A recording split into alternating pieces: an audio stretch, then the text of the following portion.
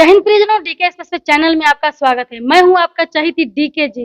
चलिए आइए देखिए कि बीजेपी कार्यालय में मैम से मिलिए कि मैम प्रोफेसर सुहाली मेहता जी हैं और इनसे बात करते हैं कि मैम आप प्रोफेसर हैं, पढ़ाते हैं और बीजेपी के प्रवक्ता हैं, तो आप ये जो शिक्षा के बारे में थोड़ा-सा ये बताएँ कि जैसे मतलब कि विशेष शिक्षक हैं जो अंधा, लंगड़ा, लूहा को पढ़ाते हैं, दिव्यांग बच्चों को पढ़ाते हैं और एक सामान्य बच्चे की बात है। तो दोनों वो एक टीचर है जो दिव्यांग बच्चों को भी पढ़ाते हैं और सामान्य बच्चों को भी पढ़ा सकते हैं। स्पेशल ट्रेनिंग करके आए हैं, फिर भी उन लोगों का संबंधन नहीं किया गया। इस पर आप क्या कहेंगे? नहीं, देखिए, बिहार सरकार तो सब दिन से शिक्षकों के प्रति सौतेला व्यवहार करती रही। ये तो अभी चुनाव आया है और चूंकि तेजस्वी यादव शुरू से ही कह रहे थे कि हम सरकार में आएंगे तो सभी शिक्षक को राज्यकर्मी का दर्जा दे देंगे, तो आप लोगों ने देखा कि ये क्या राज्यकर्मी का दर्जा देंगे। पहले से जो शिक्षक थे, 2-2, 3-3 एग्जाम फिल्टर करके आए हुए थे, उसके बाद भी इन लोगों को बीपीएससी के एग्जाम में झोंका गया और ये तहलका मचाया गया कि 1,20,000 शिक्षकों की बहाली कर रहे हैं, जबकि उसमें ओरिजिनली 60,000 शिक्षक मुख्य रूप से नए शिक्षक आए। बाद बाकी जो 60,000 के लगभग शिक्षक थे वो पहले से शिक्षक थे। नहीं, 1,20,000 का कहा गया कि बहाली कर रहे हैं, जिसमें 60,000 तो पुराने ही हैं, जिनको इन लोगों ने लालच दिया हुआ था कि हम आएंगे जब सरकार में पहले से ही दर्जा देंगे। ये भी सुने हुए हैं मैम कि पहले से ही उनको मतलब कि नियुक्त किया हुआ है, नकली से वही नियुक्त करके दे दिया बिल्कुल, वो नियोजित शिक्षक के नाम से जाने जाते थे और उनको कहा गया था, ये लोग लालच दे रहे थे पहले से कि हम जब आएंगे सरकार में तो राज्यकर्मी का दर्जा देंगे। तो उसमें ये लोग तथाकथित 1,20,000 वैकेंसी निकाले, जिसमें लगभग 60,000 नए शिक्षक बहाल हुए। उसमें भी 30,000 के लगभग बिहार के बाहर के हुए, जो कि लगातार छोड़ के जा रहे हैं, क्योंकि इन लोगों हम बिहार के बाहर के लोग जैसे केरल के हो गए, साउथ में तमिलनाडु के हो, कहीं के हो गए, तो कैसे यहाँ के बच्चों को 1 to 5 के बच्चों को वहाँ कैसे लैंग्वेज पढ़ा पाएंगे? देखिए, बिल्कुल ये सही बात है कि स्कूल के जो शिक्षक हैं, स्वाभाविक रूप से जिस राज्य में बच्चे पढ़ते हैं उसी राज्य के शिक्षक होने चाहिए, क्योंकि वहाँ की परिस्थिति से, वहाँ की सामाजिक परिस्थिति, वहाँ का जो माहौल क्षेत्रीय भाषा, बिल्कुल उससे वो लोग परिचित होते हैं। तो इसलिए ये सुविधा तो देनी ही चाहिए। अब केरल से बुला के आप बिहार में पढ़वाइएगा, कॉलेज की बात अलग होती है। अदर स्टेट में तो सब लिखा हुआ है मैम कि आपको ये क्षेत्रीय लैंग्वेज या पोस्ट ऑफिस का चुनाव, पोस्ट ऑफिस का निकलता है, किसी चीज का निकलता है, तो आपको क्षेत्रीय लैंग्वेज आपको आना चाहिए। ये देखिए, एक झूठ मूठ का चुनावी स्टंट हल्ला करने के लिए कि हम दूसरे स्टेट से भी लोगों को बुला रहे हैं, और आप देख नहीं रही हैं कि जो लोग ज्वाइन किए हैं वो लोग छोड़ छोड़ के जा रहे हैं। 50% तो छोड़ के जा चुके। इसलिए इन लोगों की जो ये नीति है ठगने वाली, उससे पूरा बिहार परिचित हो रहा है और हुआ भी है। इसलिए ये सब नहीं चलेगा, ये चुनावी स्टंटबाजी है और इसके अलावा कुछ नहीं है। आपकी बात जो है पूरा जो जितना जो है 1100 शिक्षक मेरे एथी में जुड़े हुए हैं, ये बात वहाँ किसी जगह पर सिर्फ 15 लाख विद्यार्थी जो होते हैं, 15 लाख उनके हैं जो दिव्यांग बच्चे हैं, जो लोग पढ़ाते हैं, तो उन लोगों को कहा गया है कि जो मुखिया का जो हुआ था, तो मुखिया के अंदर में जो चुनाव किया गया था, उन लोग का बहाली जो हुआ था, नियोजित शिक्षक शिक्षा मित्र जो ऐसे कह सकते हैं आप, तो उन लोग को आर्थिक सैलरी दिया गया, परमानेंट कर दिया गया। हम लोग विशेष शिक्षक हैं, वेल ट्रेंड है, फिर भी हम लोग को समझा नहीं किया गया। तो इसी तरह 35 दिन से थाना प्रखंड इसी तरह की नीति अपनाकर ये वैमनस्यता लाना चाहते हैं समाज में, और एक व्यक्ति से, एक शिक्षक से दूसरे शिक्षक को लड़ाना चाहते हैं। शिक्षा के प्रति कभी ये सरकार प्रॉम्प्ट हुई ही नहीं। उसके प्रति अभी देखिए जिस तरह के अधिकारी काम कर रहे हैं, शिक्षा में जिस तरह के अधिकारी लगे हुए हैं और जिस तरह के फरमान लगातार जारी हो रहे हैं, उससे आपको लगता है क्या कि शिक्षा का विकास होगा? शिक्षक प्रताड़ित हो रहे हैं मानसिक रूप से।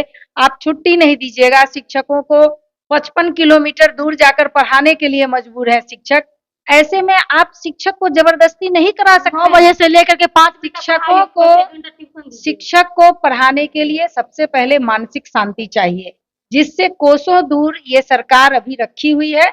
अधिकारियों के माध्यम से ये शिक्षकों की मानसिक प्रताड़ना कर रही है। तो मैम 35 दिन से गर्दनी बाग में धरना प्रदर्शन पर वहाँ पर लोग हैं, उन लोग के न पक्ष वाले आ रहे हैं मिलने, न विपक्ष वाले आ रहे हैं और उनसे क्या हुआ कि भवन निर्माण मंत्री अशोक चौधरी जी हैं, है ना अभी का जो है, और के पाठक सर हैं और उन लोग से मुलाकात हुआ, मुलाकात होने के यानी कि सुप्रीमो राजद के जो सुप्रीमो लालू प्रसाद यादव जी और डिप्टी जो सीएम है तेजस्वी जी, उन लोग से सिर्फ खाली संतावना उन लोगों को मिला है, लेकिन धरना प्रदर्शन उन लोग का अभी तक जारी है।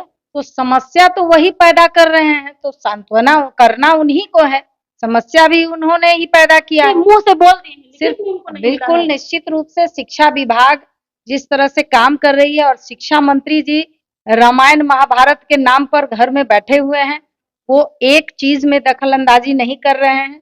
जनप्रतिनिधि इसलिए होता है, लोकतंत्र में सरकारें इसलिए होती है कि जनता के मुद्दे को वो उठाए और जनता की समस्या को वो दूर करे। तो जो मालिक है इस राज्य का वो घर में बैठा हुआ है और जो नौकर है, अधिकारी है, वो अपना फरमान चला रहा है और शिक्षा मंत्री मुंह दबा के बैठे हुए हैं।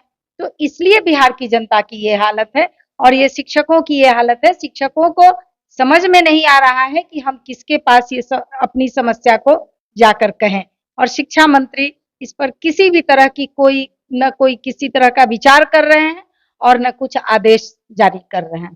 तो उन लोगों का कहना है कि कोई आवे संतावना दे कि जैसे उन लोग का समंजन किया हम लोग को है। देखिए अगर शिक्षक इतने नेगेटिव विचार के नहीं होते हैं, लेकिन अब जब आप मानसिक प्रताड़ना दीजिएगा, और शिक्षक क्या करेंगे? 52 साल के हो गए फिर एग्जाम कैसे शिक्षक जिन बच्चे को पढ़ा रहे हैं, उस बच्चे के माता पिता को भी इस तरह की जानकारी है कि वो टीचर की प्रताड़ना कर रहे हैं, तो वो तो अपने आप ही, आपको क्या लगता है कि शिक्षा विभाग में जिस तरह के काम हो रहे हैं उससे इन लोग का क्या होगा, आप समझ रही हैं? ऐसे सेकेंड लिस्ट में बीपीएससी का भी जो निकला है वो भी फर्जरी निकला है। ऐसे भी शिक्षक जो हैं समाज के निर्माता होते हैं। शिक्षक जिस तरह का विचार लेके रहते हैं समाज में, समाज वही बनता है। बच्चे उसी विचार से पोषित होते हैं और उसी तरह से काम होता है समाज में। इसलिए सरकार अगर सोच रही है कि शिक्षक को प्रताड़ित कर हम उसकी आवाज बंद कर देंगे, ऐसा नहीं हो सकता है। शिक्षक समाज को बनाते हैं, शिक्षक लोकतंत्र को बनाते हैं और उसमें शिक्षकों की महत्वपूर्ण भूमिका होती है। इसके लिए शिक्षकों को बहुत कैंपेनिंग करने की जरूरत नहीं होती है कि आप ये कीजिए और वो कीजिए। अपने आप शिक्षक के विचार जो है वो बच्चों के माध्यम से समाज में आते हैं, इस बात को समझना पड़ेगा। एक लास्ट मैम क्वेश्चन है कि दिव्यांग बच्चों और उनके टीचर के बारे में आप क्या कहना चाहते हैं? नहीं, निश्चित रूप से आपके दिव्यांग बच्चे को अगर कोई शिक्षक पढ़ा रहे हैं, इसका मतलब कि उनका विशेष एफर्ट लग रहा है उसमें, तो वैसे शिक्षकों को और जल्दी समंजन करना चाहिए और उनकी समस्या को दूर करना चाहिए, क्योंकि दिव्यांग बच्चे को पढ़ाना और उनको सामान्य बच्चे के लाइन में लाना ये शिक्षकों की जिम्मेदारी होती है और वो शिक्षक अपनी जिम्मेदारी को ट्रेनिंग करने के बाद पूरी कर रहे हैं।